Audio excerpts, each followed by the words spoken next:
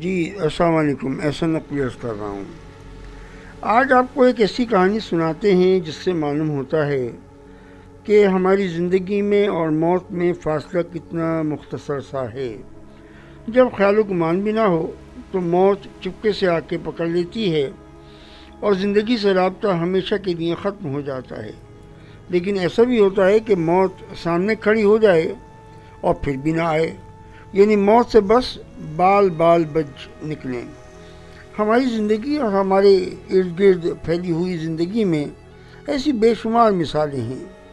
ایسی ہی ایک مثال برٹش ایئر ویز فلائٹ 9 کے ساتھ ہونے والے ایک حادثے، بلکہ یوں کہیے کہ ایک واقعے کی ہے۔ چلیے کہانی شروع کرتے ہیں۔ یہ بات ہے 24 جون 1982 کی ایک رات کی۔ برٹش ایئر ویز کی پرواز 9 بحر ہند یعنی انڈین اوشن پر پرسکون انداز سے پرواز کر رہی تھی۔ یہ جہاز کوئی معمولی چھوٹا سا جہاز نہیں تھا، بلکہ بوئنگ 747 تھا، اور اس کا ایک پیارا سا نام بھی تھا، سٹی آف ایڈنبرگ۔ یہ پرواز کوالالمپور ملیشیا سے پرتھ یعنی آسٹریلیا کی طرف پرواز کر رہی تھی۔ جہاز میں عملے کو شامل کر کے 263 یعنی 263 لوگ سوار تھے۔ جہاز کے کپتان ایرک موڈی جو اپنے قابل اور تجربہ کار ممبرز کے ساتھ کرو کے ساتھ جہاز اڑا رہے تھے۔ جس وقت یہ واقعہ پیش آیا، جس کے متعلق آپ کو ابھی بتاتے ہیں، یہ جہاز کوئی 37,000 فٹ 37,000 فٹ کی بلندی پر پرواز کر رہا تھا۔ فلائٹ پرسکون تھی، آسمان صاف تھا، مسافر ڈنر سے فارغ ہونے کے بعد آرام کر رہے تھے، کچھ کافی اور کچھ ڈرنکس سے جی بہلا رہے تھے، کچھ سو چکے تھے اور کچھ اونگ رہے تھے، اور بعض ایسے بھی تھے جو آسمان میں پھیلے ہوئے ستاروں کے خوبصورت نظارے سے لطف اندوز ہو رہے تھے۔ پھر ایک عجیب سی چیز ہونی شروع ہوئی۔ جہاز کے پروں پر ایک ہلکی سی چمک پھیل گئی، نیلی سی چمک، جیسے چھوٹے چھوٹے بھوت ڈانس کر رہے ہوں۔ جب ہم موسم کو پڑھتے ہیں تو ایک اصطلاح یعنی ایک ٹرمنالوجی ہمارے سامنے آتی ہے، جس کو ہم کہتے ہیں سینٹ ایلموز فائر۔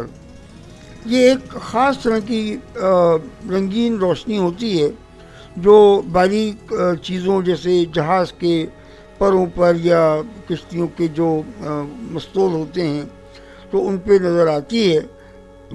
یہ ایک عام سی چیز ہے جو موسم کے اثر سے پیدا ہو جاتی ہے، مگر یہ روشنی اور دھواں بڑھتا ہی چلا گیا، اور پھر اچانک بغیر کسی وارننگ کے جہاز کا انجن نمبر 4 جو ہے وہ فیل ہو گیا۔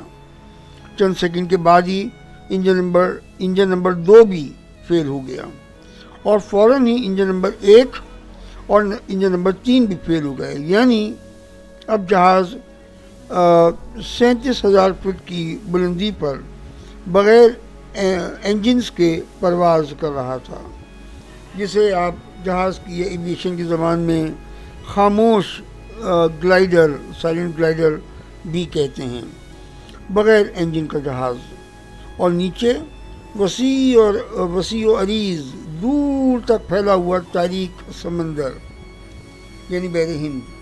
کاکپٹ کے اندر الارم بجنے لگے۔ کیپٹن موڈی اور ان کے عملے کی پریشانی کا اندازہ آپ کر سکتے ہیں۔ تاریک رات میں 400 ٹن وزنی جہاز ایک کٹی پتنگ کی طرح جھولتا ہوا نیچے آنے لگا۔ کیپٹن مودی اور ان کی ٹیم کو شاباش ہے کہ اس حالت میں بھی انہوں نے اپنے حواس قائم رکھے، اپنے طور پر پوری کوشش کی کہ کسی طرح جہاز کے انجن چلنے لگیں، مگر سب بے سود۔ کیپٹن مودی نے ایک فیصلہ کیا۔ کیبن اسپیکرز میں موڈی کی آواز گونجی، خواتین و حضرات، میں آپ کا کپتان آپ سے مخاطب ہوں. ہمارے جہاز میں ایک فنی خرابی پیدا ہو گئی ہے. جہاز کے چاروں انجن کام نہیں کر رہے. ہم اپنی سر توڑ کوشش کر رہے ہیں کہ انہیں ٹھیک کر لیں، مگر مجھے آپ پر پورا بھروسہ ہے کہ آپ مایوس نہیں ہوں گے اور اپنی ہمت قائم رکھیں گے. یہ کوئی معمولی اعلان نہیں تھا. سننے والوں پر تو گویا بجلی گر گئی. موت سامنے آ چکی تھی. بس چند لمحے اور پھر سب ختم. کچھ نے دعائیں پڑھنی شروع کر دیں، کچھ نے رونا شروع کر دیا، کچھ بالکل خاموش ہو گئے اور کچھ نے اپنے پیاروں کے ہاتھ پکڑ لیے. خوف سارے جسم میں سرایت کر چکا تھا، مگر پھر بھی ایک سکون تھا، ایک خاموشی تھی.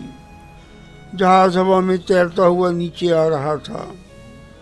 ہر سیکنڈ پر زمین سے بلکہ سمندر سے اور قریب اور قریب. موت بہت قریب تو آ گئی تھی مگر ابھی آئی نہیں تھی. معجزے بھی تو ہوتے ہیں. 37,000 فٹ سے نیچے گرتے گرتے جہاز 12,000 فٹ یعنی 12,000 فیٹ تک آ گیا. کہاں 37,000 فیٹ، کہاں 12,000 فیٹ. ایک انجن نے گویا گہری سانس بھری اور ایک دم سے چلنا شروع کر دیا. یعنی انجن میں زندگی واپس آ گئی. اور پھر دوسرا اور پھر تیسرا اور پھر چوتھا انجن بھی چل پڑا. کرو کی خوشی کا کوئی ٹھکانہ نہیں تھا. امید واپس آ چکی تھی، بلکہ زندگی واپس آ چکی تھی. مگر ابھی مسئلہ پوری طرح حل نہیں ہوا تھا. جہاز تو بیلنس کر لیا گیا اور اس کا رخ جکارتا انڈونیشیا کی طرف موڑ دیا گیا. ونڈ اسکرین تو بالکل اندھی ہو چکی تھی. یعنی دھوئیں کی ایک موٹی تہ ونڈ اسکرین پر موجود تھی جس سے دیکھنا بالکل ناممکن ہو چکا تھا. یعنی جہاز کو لینڈ تو کرنا تھا مگر کچھ دیکھے بغیر. کچھ الیکٹرانک آلات کی مدد سے اور بڑی حد تک پائلٹس کی تجربے کی بنیاد پر جہاز کو جکارتا ایئرپورٹ پر لینڈ کروا دیا گیا اور خیریت سے جہاز رک بھی گیا. 263 مسافر یعنی 263 پیسنجرز بغیر کسی نقصان کے زندہ سلامت جہاز سے باہر آ گئے. اب اس کہانی کا یہ پہلو بڑا دلچسپ اور بڑا عجیب ہے کہ آخر جہاز کے ساتھ واقعہ کیا ہوا تھا. انجن کیوں بند ہو گئے اور خود بخود کیسے چل پڑے؟ یہ کوئی جن بھوتوں والا معاملہ نہیں تھا، بلکہ واقعہ یہ ہوا کہ جہاز بالکل لا علمی میں انڈونیشیا میں واقع ایک آتش فشاں یعنی والکینو سے نکلنے والی راکھ یعنی ایش کے ایک کلاؤڈ میں، ایک بادل میں آ گیا. یہ راکھ، یہ ایش نظر نہیں آتی ہے مگر اس کا بادل فضا میں موجود تھا. اس پہاڑ کا نام گولنگ گنگ ہے، یہ اس سے کچھ ملتا جلتا. اسی راکھ نے، اسی ایش نے انجن بند کر دیے اور شیشوں پر ایک تہ چڑھا دی. فلائٹ 9 کو ایویشن کی تاریخ میں جکارتا کا واقعہ بھی انسیڈنٹ آف جکارتا بھی کہا جاتا ہے، جس میں چاروں انجن فیل ہونے کے باوجود بھی ایک جان بھی ضائع نہیں ہوئی. مگر اس واقعے کا ایک اور پہلو بھی بہت شاندار ہے. کیپٹن ایرک موڈی کی تعریف ساری دنیا میں کی گئی. ایک ایسی صورتحال میں جہاں موت بالکل سامنے کھڑی تھی، کیپٹن نے بڑی دلیری سے ایک تکلیف دہ سچائی مسافروں کو بتا دی اور ان کو حوصلہ بھی دے دیا. یہ کوئی معمولی واقعہ نہیں تھا.